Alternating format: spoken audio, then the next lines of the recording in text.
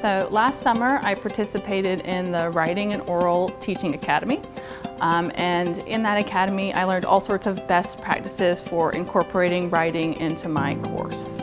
One of the things that I focused on was how to scaffold assignments, and so that essentially means if you're going to have them write a research paper, breaking it up into smaller sections and then giving them the support that they need to accomplish all those smaller sections so they can then write a full research paper.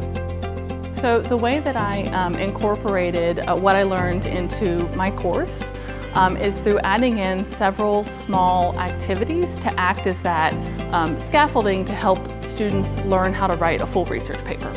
And so I'll talk about one example of this. One of the things that my students struggle with is paraphrasing a scientific research article and then citing that scientific research article in the introduction or the discussion of their own paper.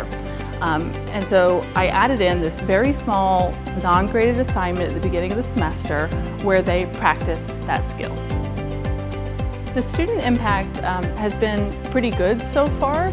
I have talked to the teaching assistants that teach the class, and they seem to think that the small assignments that I've added in are helping the students learn these writing skills sort of earlier in the semester so that in their final papers are better.